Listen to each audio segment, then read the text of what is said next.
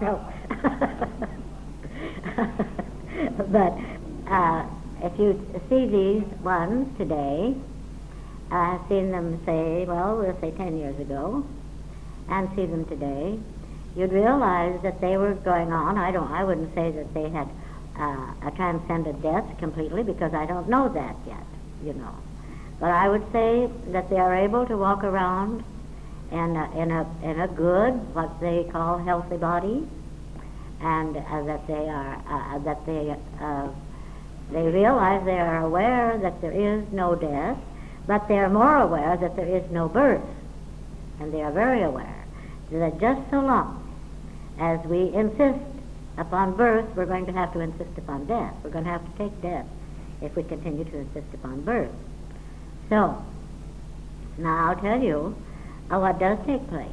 Yes, for you, the questioner, it is possible.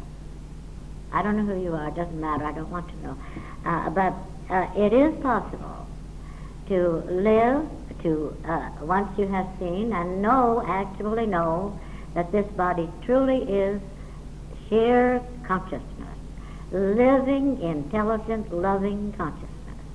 It is possible to live here and to walk around and take care of your daily affairs, and as I said the other night, catch planes and go to the market and do all of these things.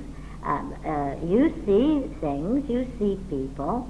It's as we've been talking about. You might say you see them both ways. You see them the way they appear to be and all of that, but yet you see through the appearance. Is this clear? Yes. Well, and in this way, you're not concerned with the body at all. It's a matter of it just doesn't. It just doesn't bother you. That's all. It just doesn't. And then, but you go ahead and take care of whatever your affairs are. And it's only once in a while that anyone notices any difference. Just once in a great while, someone will notice a difference. Like I had someone rush up to me one time and clear across the door in Hollywood here. She just said, "Let me touch you." She touched my arm. And I was just kind of shocked. And she says, "What is it with you?" And I said, "Well, what are you talking about?" She said, "Well, you glow. What is this glow?" So she caught me. But anyway, this happens once in a while, not too often. This happened once in getting off a plane in Cincinnati, when I was coming back from New York and stopped in Cincinnati.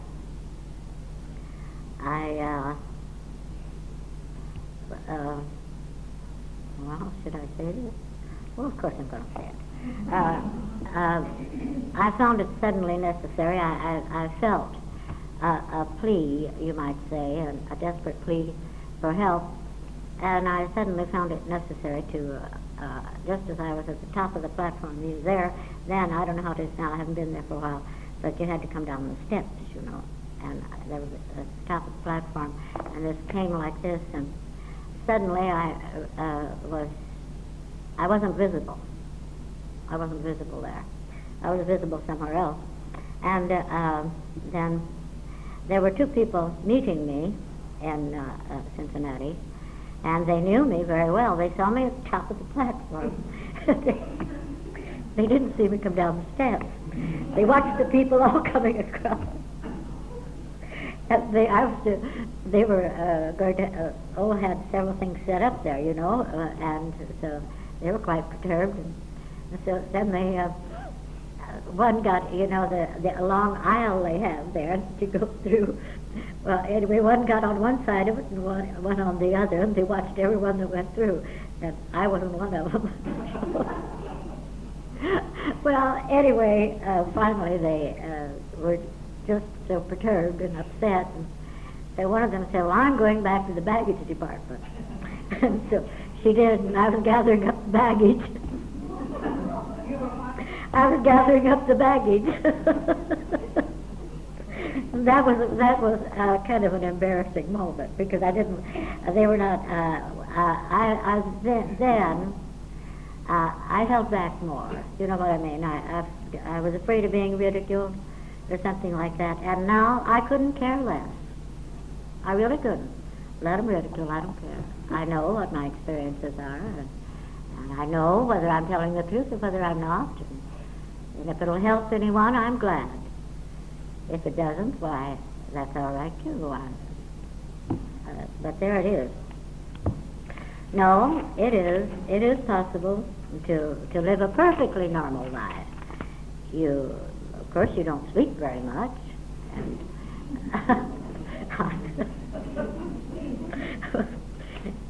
Jenny laughing over there, she knows that to be true.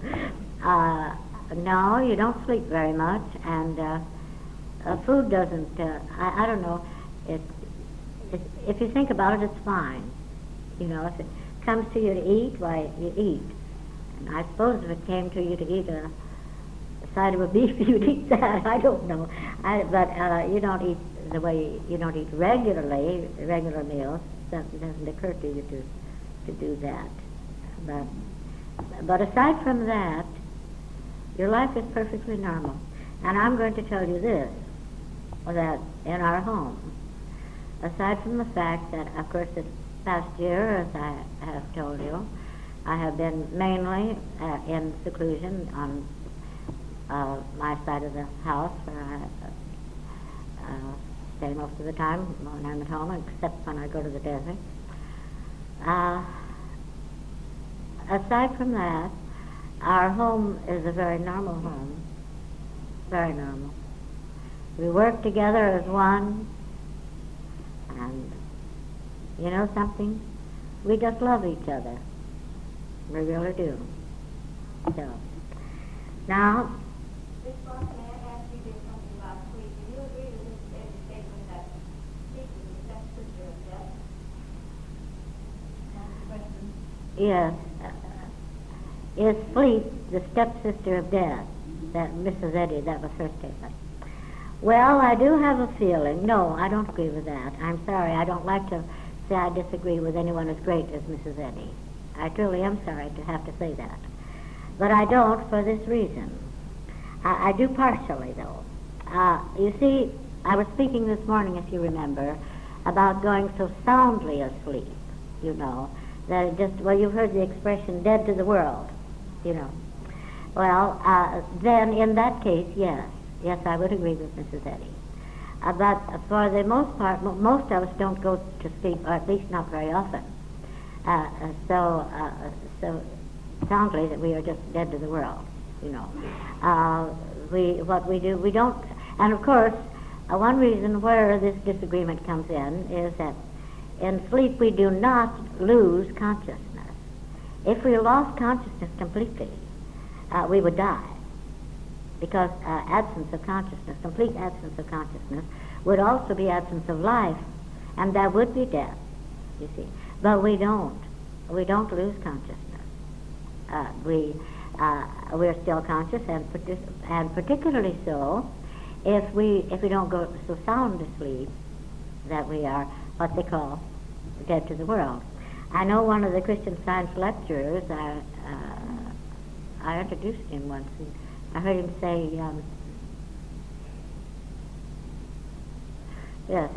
say, when we overcome sleep, we will have overcome death. But I'm not so sure that we're going to overcome sleep. I'm not so sure that it's the right thing to do, what we call sleep. Because in our Gospel according to Thomas, and that's my Bible, you know, but in our Gospel according to Thomas it says, there is a movement and there is a rest. There is a movement and there is a rest. Well, I find that what they call sleep is really a rest period, you see. It's not a period of unconsciousness. Both, the whole thing. Not both, but the whole thing. And you can now at night, as I say, last night, many nights I'm up all night, but I know when the rest period is here. I'm not the only one who sees it like this, you know, and going along this way. There are several. But when the rest period is here, I simply go and go to bed. That's all, just like any other normal being. You know. And then I will, yes, I go to sleep, you might say. But it's not that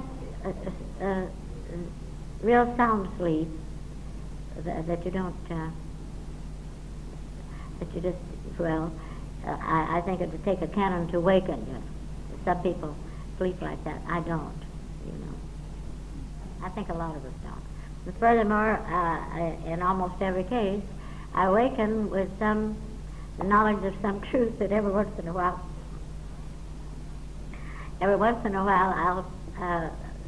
it'll literally catapult me out of bed because I've got to go write something right then, you know. I keep my pen and paper handy so I can go in and write whatever comes. I do that frequently. But of course now that means that the consciousness has been active even during what they call sleep. Beg pardon? Well, yes, but not as much as they thought he did. Oh, yes, yes, he slept. But, you see, Jesus had, and still has for that matter, a life of his own, you know, that is his private to him, of necessity. Not that he tries to keep anything from anyone, but of necessity for the fulfillment of his purpose. And he continues to fulfill his purpose, even as he did when he was visible all the time here. You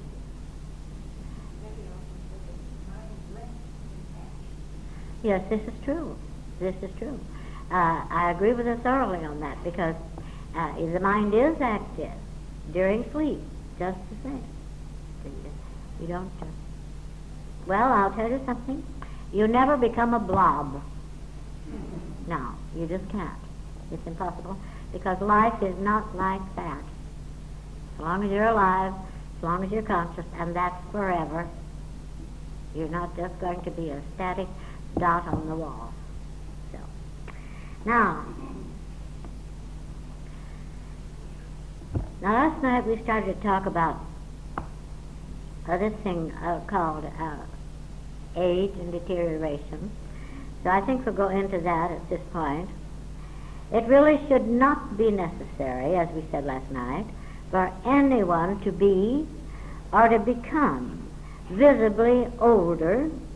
I mean, I'll say visibly older, as well as older, period. Visibly older, to deteriorate, or to slow down in any way. It shouldn't be necessary at all. It is only because we expect this to happen, and it's been expected to happen throughout the entire ages, all through the ages that have expected this to happen. So it goes on seeming to happen, and will continue to, so long as we're just sure. Well, you hear the statement, you've got to get old sometime. Old age, you know, and then there's always that statement, there's nothing as sure as death and taxes. Well, I'm very sure the taxes are much more sure. But anyway, it should not be necessary for any one of us to appear to become aware of any less vision at all, any less hearing, any less of anything that we are and know ourselves to be. There's no reason for it. There really isn't. It is only that there has seemed to be an ages-old conspiracy. That's it. Throughout the ages, they've been framing us. No, truly. That's right. Because they said, well, you've got to get old sometime. Well,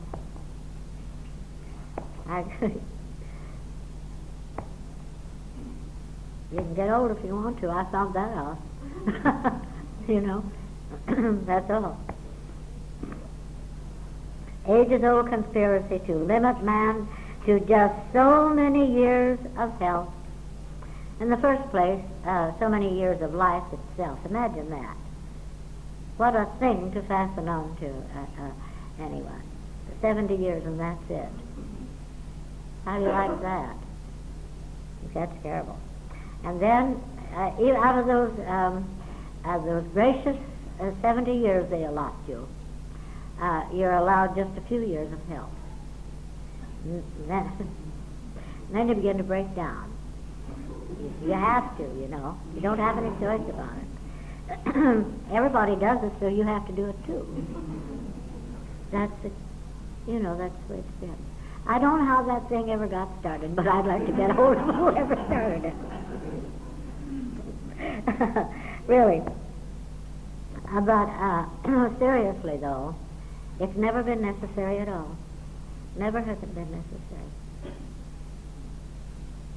And it is not necessary today. Well, we don't prove it all at once. I'll tell you that. We don't prove it at all. But I mean, we don't transcend it all at once. It's as though you you go along, let's say, here's birth, and you are supposed to mature and mature and mature. But you're not born in the first place, so what am I talking about? But you mature until you reach a certain point here. Now that's the peak of perfection. But you don't stay there very long. Wham! Down you go, you know. And you go down from there, you see. But I have seen too many cases where someone has gone way, way down the hill on the other side. And it has seemed as though, and been slow as rule, but marvelous just the same. It seems as though it's a gradual, very gradual. It's like climbing back toward the peak again, you see. That's what it is. So, if you can reach that peak, why can't you stay there? What's keeping you from staying there if you can reach that peak? I can't see. Now, actually, you don't reach the peak. I mean, truly. Because actually you never arrived at it, and actually you never came down from it. The only reason why it seems that way is because of the way we have been, well, you might say, hoodwinked throughout the... Good. Thank you. Brainwashed. Uh-huh. No, that's very good. But that's it. We don't have to. I don't know what in the world that has to do with consciousness. Do you? What could it have to do with consciousness? What is there about consciousness that can age? What is there about life itself that can age? What is there about intelligence that can deteriorate and age? Or, above all, what is there about love? Love itself. No. I just don't believe it. I just don't believe it, that's all. Well, you know one reason why I don't? Because I know that God is the whole thing. And I know that God truly is love. Love itself. And I know that it would be the very antithesis of love itself for it to be true, for God, if there were such a thing as this going on, and God knew about it, God would not be love. That's all. I know that God is the whole thing. I know that God is all there is of you, of me, and of everyone else. I know that this love itself does not permit cruelty. The love that you are actually doesn't. The love that I am. Now, let's see, where were we when the storm broke? It is only that there has seemed to be an ages-old conspiracy to limit man to just so many years of health, wholeness, perfection, and completeness. That's what it is. And because this ages-old illusion has been accepted and believed, we seem to be influenced. We seem to have been influenced. But I don't think we're going to be so much from now on, do you? I don't think so. Yes, if we live long enough, old age is considered inevitable. Now that's something to look forward to, isn't it? But it is not. we consist only of, we consist of every absolute truth there is. That's our completeness. Every absolute truth there is our completeness. And we are complete. We truly are complete. So, we consist of every absolute truth, and particularly we consist of every absolute truth that we consciously know. We are whether we know it or not, but particularly that we consciously know. And we can be the visible and experienceable evidence of this truth when we are completely aware of what we genuinely are. We can be the visible evidence of it. I don't mean all at once, but I mean it could happen all at once, but as a rule it doesn't. Now the substance, the consciousness that is this body has no awareness of being either old or young. Can you imagine these atoms in this body saying, "Oh my, I'm getting old"? You can. Oh yes, they all say that. No, there isn't a thing in this body. There isn't a particle of essence in this body, or as this body, that has any awareness of age, or of getting old.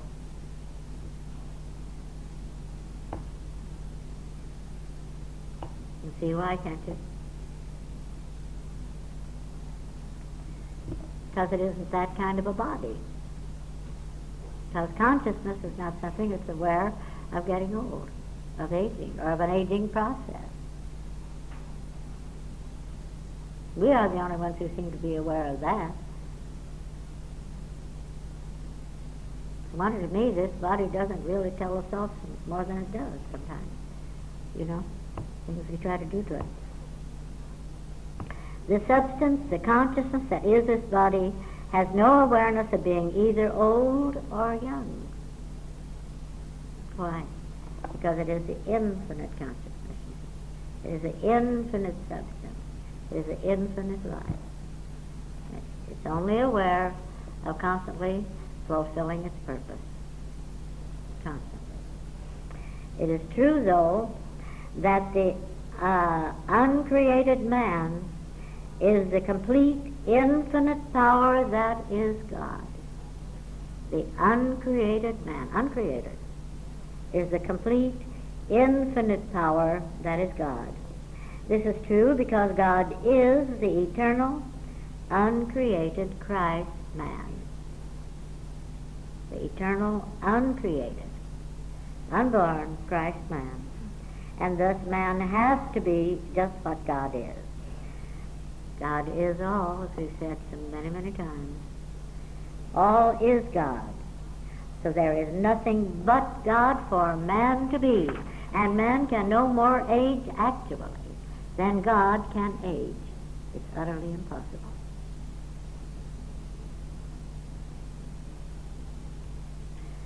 We certainly seem to have let ourselves be pushed around a lot, by these things, don't we? Now that which man is, his body has to be.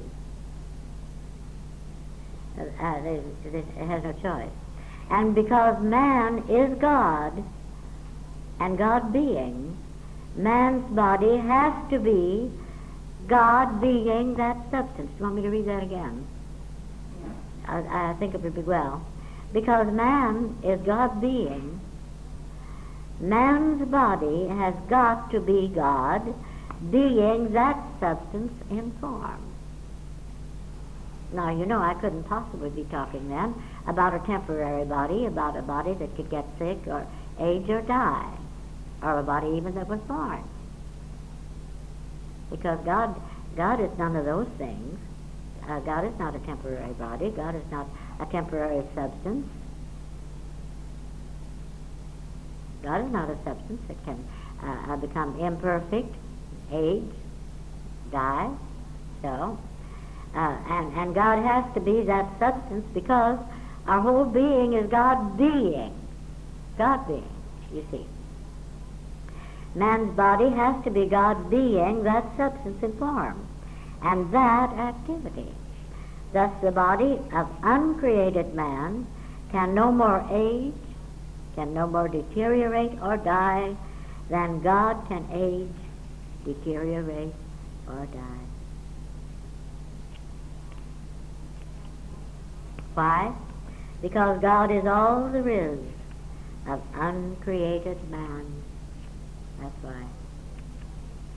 God is all there is of uncreated man, and it follows that uncreated man has to be just what the uncreated God is. Man is no more created than is God. Can't be. Man can't be anything that God is not. When we say God is all, and then all is God, that all is God means all, just absolutely all.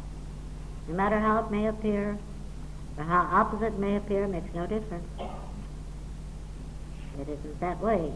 It's really God, truly is all, and everything that exists is God, or doesn't exist at all. We can't have it, as we were speaking about and looking and working with the Gospel according to Thomas this morning. We can't have it both ways. Either God is the whole thing. And if we're ever going to see through, to transcend this terrible thing called death, and as I said the other night, now we have to. Now we have to. Because of this threat of nuclear war, you see. And that's why all of this is coming about. And that's why, I will tell you frankly, that's why it doesn't make any difference to me at all whether what I say is believed or approved of by the world at large. Wherever there is one who is able to see it, why, I'm so happy I could cry with joy, truly. But that's why I won't hold back now, not anymore, because it's upon us, and we don't have to. It doesn't have to be, and actually, it is not going to be. It is not going to be.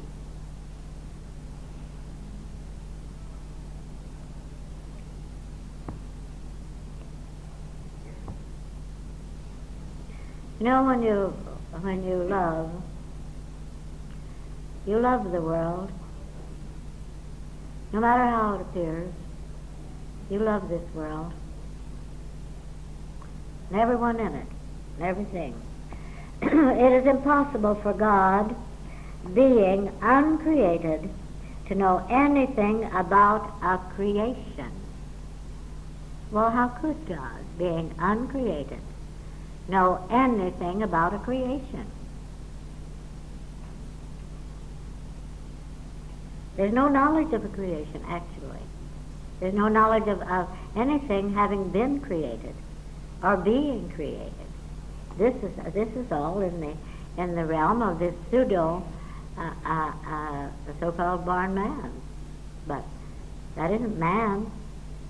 That isn't the man that's sitting here that I see as light in these chairs right here. I know what you are. I'm seeing you right now, all of you.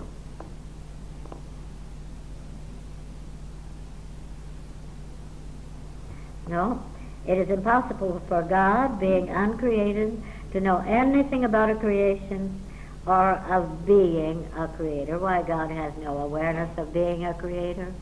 God is simply aware of being, just aware of being what God is and all that God is. And what is this? This is your consciousness. This is the consciousness that you are. You are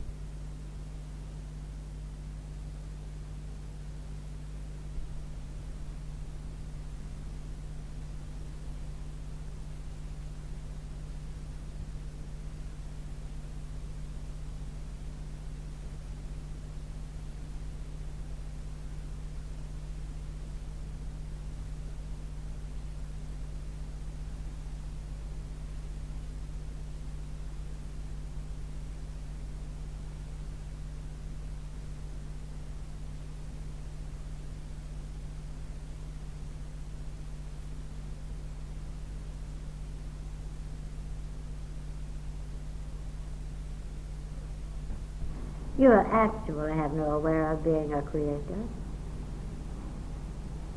Never. I know that's not an easy thing. I know from experience.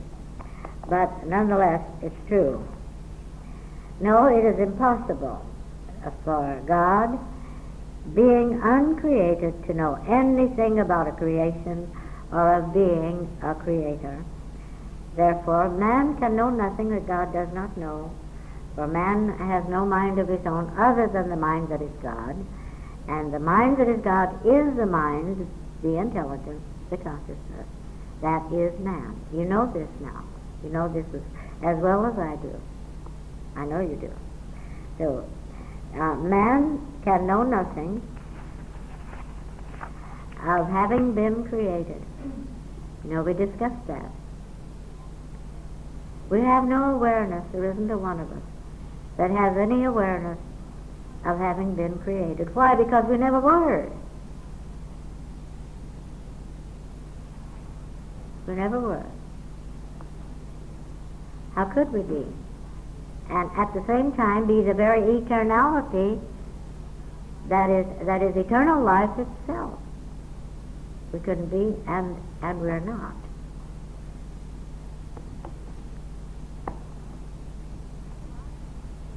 The body is what uncreated man is. I don't mean, don't get me wrong, I don't mean that the body is all there is to uncreated man.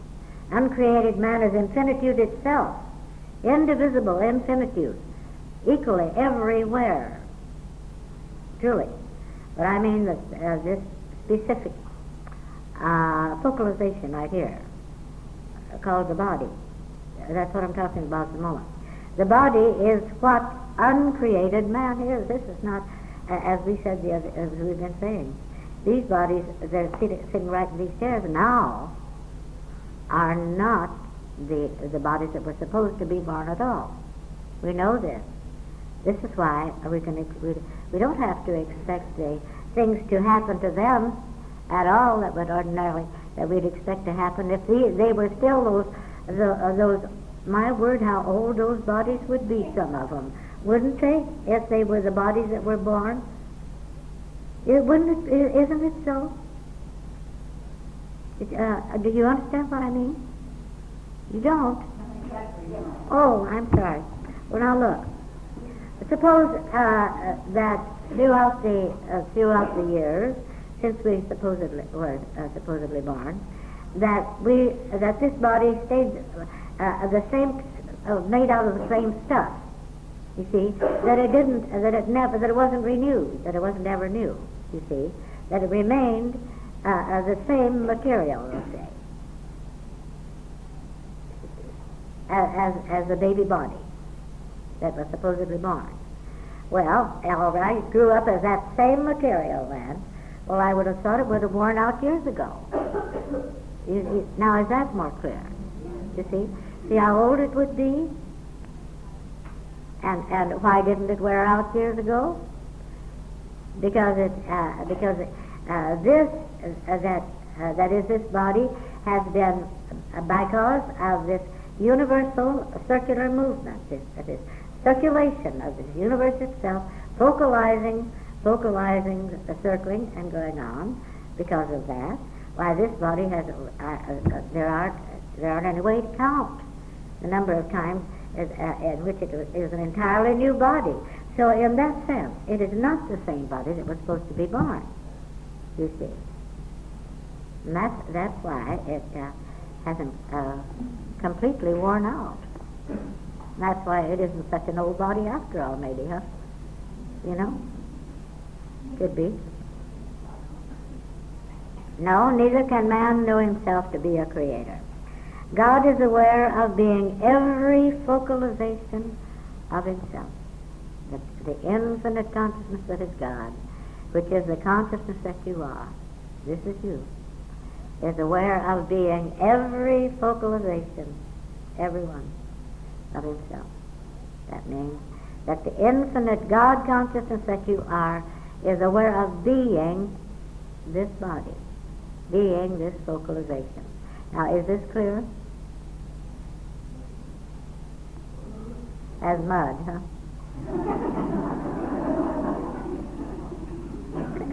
Well, I guess I didn't make it clear. Well, you know what we've been talking about all week, you know, that what this body really is. That it is merely the infinite consciousness. Of course, this is all God, but it is merely the infinite consciousness that we are focalized at this point. You see, that's what we're talking about. So that should clarify it. So it's so new to so many of us, you know, that we have to bring ourselves back to it from time to time. But I know you understand it.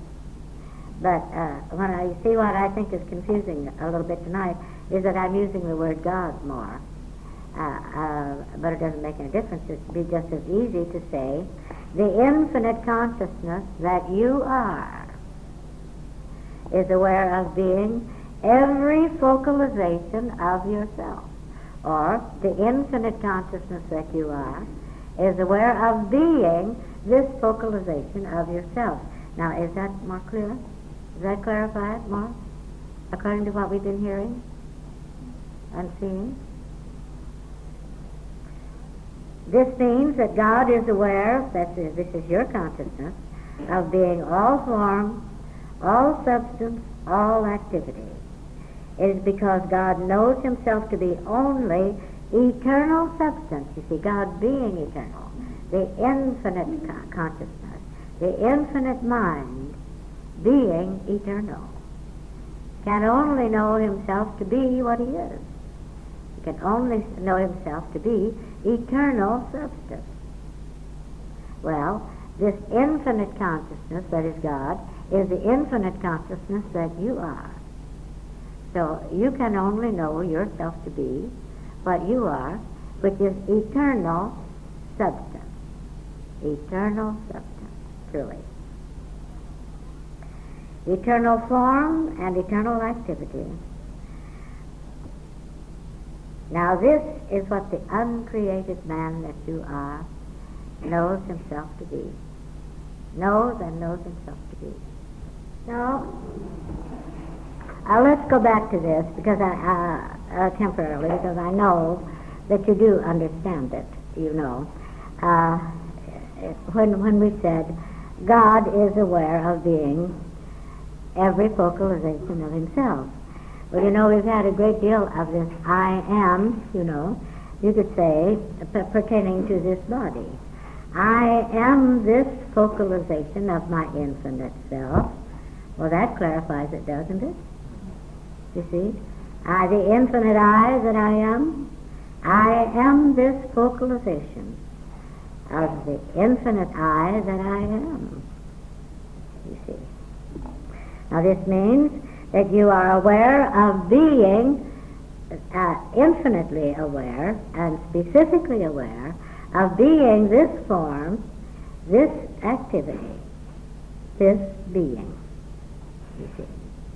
This is the consciousness that you are, and this is your identity. You see? This is your identity, your awareness of being what you are, your awareness of being all that you are, your awareness even of being this focalization of what you are. Why, you're even aware, because you're indivisible consciousness itself, you're even aware of being this focalization, but you're aware that this focalization is also the consciousness that you are. You see? So now we're back on the beam again, huh? All right, fine. No. Now all of this, of course, I keep going back to this word God because I don't like to get too far away from that word. Because so long as we, as I say, so long as we keep returning to that and stay with this word God pretty closely, we're not going to get too coldly scientific or get led down the garden paths of mental gymnastics or something like that. which is not the way. Which is not the way. That would be duality itself. And we go all the way as the absolute. So, but all of this, of course, is because God knows himself to be what God is. That's why. And it's because God knows himself to be what God is, and God is the very mind, the very consciousness that you are, that you know yourself to be what you are. You see? It's the same thing.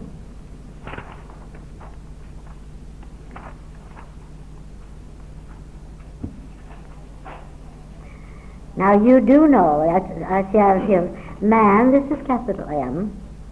Now I'm talking, when I speak of man with a capital M, there's only one man for that matter. There's not a created man and an uncreated man.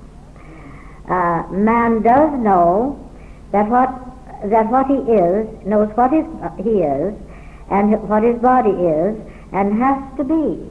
Man does know this. Why? Because man knows what God knows, the same as God knows what man knows, for it's all the same. It's all the same thing, which is eternal, constant, and absolutely perfect.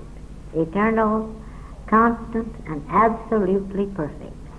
Now, where can we find an aging, weakening, deteriorating substance called the body in and as that kind of consciousness?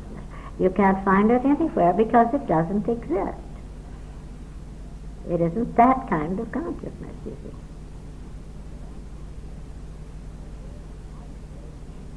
So actually, there is no such body, no matter how it may appear, there is no such body. We know it not.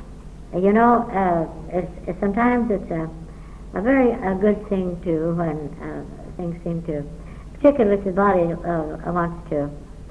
seems to want to argue with you, to just kind of laugh. Well, I know you're not.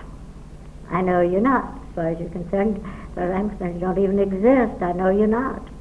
Another thing that it's so simple to say, I just don't believe it. I just don't believe it. I can't. How can I? I just know better, so I don't believe it. Period. That's all there is to it. Now we know it not, and no matter how unlikely it may seem to be at the moment, it is possible. It truly is possible, and it will be evidenced that the eternal, uncreated, ever-perfect body is the only body. The eternal, uncreated, ever-perfect body is the only body. Now I want to go on, then I have something more to say. Beloved, throughout the ages we have been terribly misinformed about this body, just terribly. Just how this misconception pertaining to body came about is still not completely clear. And as someone who was up here just said, which one of us knows when people first began to believe in birth anyway? Does anyone here know when people first began to believe there was such a thing as a born man, a created man? I don't think it's known at all. Well, isn't it ever since history has been that there has that belief in a born man? Well, I think it had to be before history was written, yeah. And it's because of the drafted things seem to be going on that history reported it. You see, it seems that way to me. But regardless of that, it's still a frame-up. Now.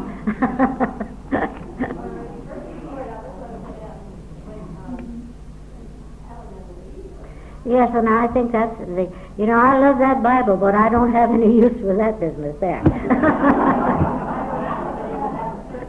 Well, no, honey. It's because it was the general misconception that was put in the Bible. That's why. The first report of it. Well, probably the first, yes, I don't. But I don't think so, because this is more or less in every Bible of the world, and there are Bibles that precede ours, you see. In fact, I was studying some of them when I was about 10 years old, supposedly. But anyway, no, it goes way, way back, and I don't know where it, I don't think anyone knows where it seemed to begin. So, first, wait a minute. Throughout the ages, we've been terribly misinformed about this body. Just how this misconception pertaining to body came about is still not completely clear. But at least some of us, thank heavens, some of us are now aware that the body is not the temporary, perishable, troublesome object it has mendaciously been represented to be. Isn't that a nice word, mendaciously? I think that's a beautiful word. I beg pardon?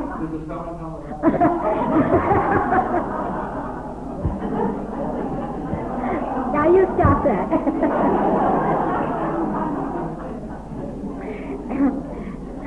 You want me to tell the truth or be mendacious? No, to tell you the truth, it didn't. But it's funny. As I say, I hear these words, and I type them out. You'd laugh at the spelling, the original spelling on some of these words, because I go entirely by the way they sound. I don't know why, so long as the word comes, the spelling can't come along too. I think it's kind of unfair. But then, of course, when I do, sometimes I'll have to look quite a while, but when I do find the right spelling for the word I've heard and typed, why then I look at the word as I have spelled it, and I tell you sometimes I double over with laughter. It's so funny. But the beautiful part about it, and I think the thing that thrills me so very, very much, well, there are two things. First of all, it's positive proof positive, that there isn't any funny-faced little Marie around here doing this, at all. No little something or nothing called Marie has anything to do with this. And another thing that that makes me so very happy about it is that it is inevitable. I'm not an intellectual at all, I never was.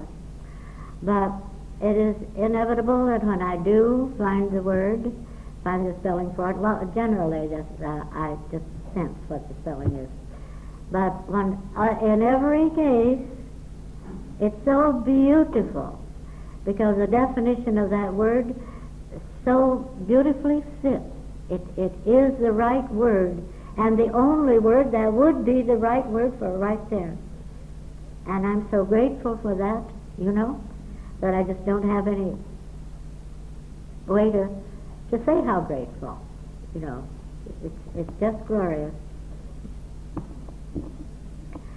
No, where were we? You see, this body is not merely a temporary receptacle.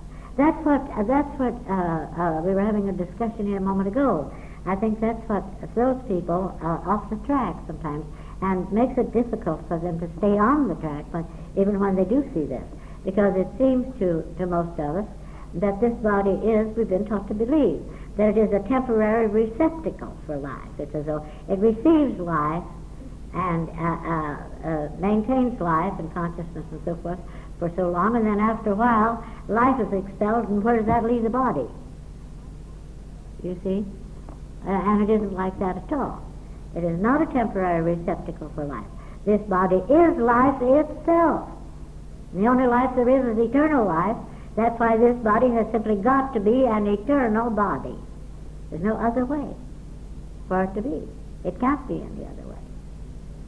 That's why we don't have to put up with this business anymore of a body that has to age and go to pieces, and a life leave the body. Well, I think that's a terrible thing. We've been standing for it about long enough, I think. The body is life. It is consciousness. It is intelligence. The body is life living itself, you see. It is life living itself. But as I say, it's this infinite, ever-flowing, ever-surging life that simply reaches its focalization, it forms this focalization. It's a constant, oh dear, the words, they never say it.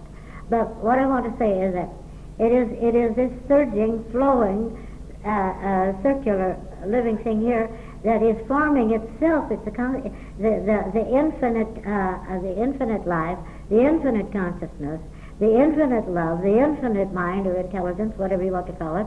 It is this that is constantly reaching here, but it is the substance itself forming itself constantly, you see. It is its own form of itself, but it doesn't get stuck here and stay here, you see. But it just maintains itself, the same as the water that reaches the eddy of the river. It's that water that forms the eddy. It continues to form it, but it is the water of the river, don't you see? Is this clear? Good. Now, the body is life living itself. It is consciousness being conscious. That's what it is. It is mind, it is intelligence, being intelligent.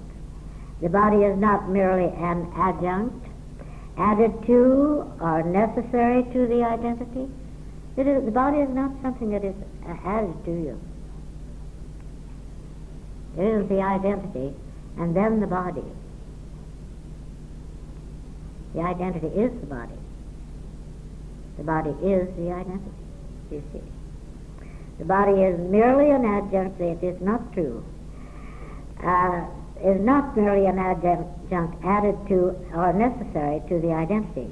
Rather, the body is the identity, even as the identity is the body.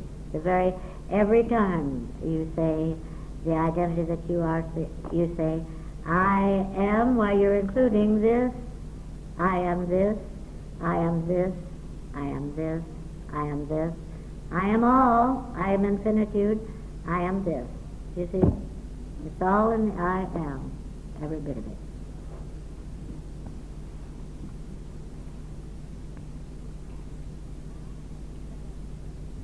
Now, let us say, I cannot change. That's one of the ways in which we seem to get framed. I cannot change because the identity that I am cannot change. Neither can it become, now this is you, you're saying this. It's the consciousness that you are. There's no separate one here. Neither can it become another I or identity. Neither can I ever become another I or another identity. I have to be, I have to remain the specific identity that I am. I have to. I have no choice other than to be and to remain the specific identity that I am. And I have to remain this identity eternally. Eternally. This body right here is the identity that I am, manifesting itself as just what I am. All that I am, and only that which I am. Therefore this body can no more change, can no more deteriorate or disappear or die than can the identity that I am change, deteriorate, disappear, or die. Because the identity that I am is this, you see. Not one iota of the identity that I am, the infinite identity that I am, can change, can age, can disappear, or die. You know, you can no more disappear or die than can the universe. Can't be done. There's just one infinite, indivisible substance, as we know, and this substance is consciousness, as we know. Now, the only consciousness that can see this substance in form is the consciousness that is this substance in form. Want to hear that again? The only consciousness that can see this substance in form is the consciousness that is this substance in form. The only consciousness that can be aware of this substance in form is the consciousness that is this substance in form. You see how perfect you have to be. You have to be. Actually, the one infinite, indivisible consciousness is the only vision that can see any substance. I'd like to say that again. The one indivisible consciousness is the only vision that can see any substance at all. Unless we see as this vision, we are not seeing.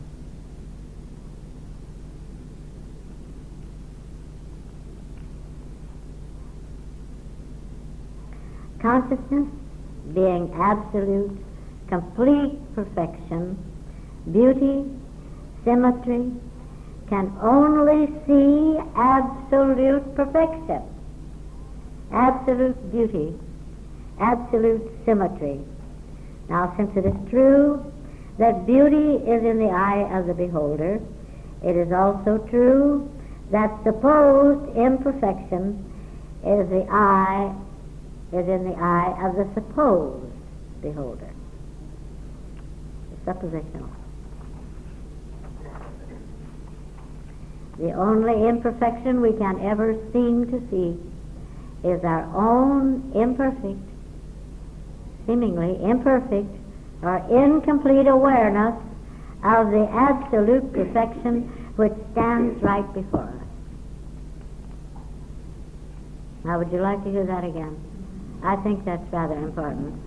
The only imperfection we can even seem to see is our own seemingly imperfect or incomplete awareness of the absolute perfection which stands right before us, which does exist. It's because we are not completely aware, or don't seem to be completely aware, of the perfection that is. You see.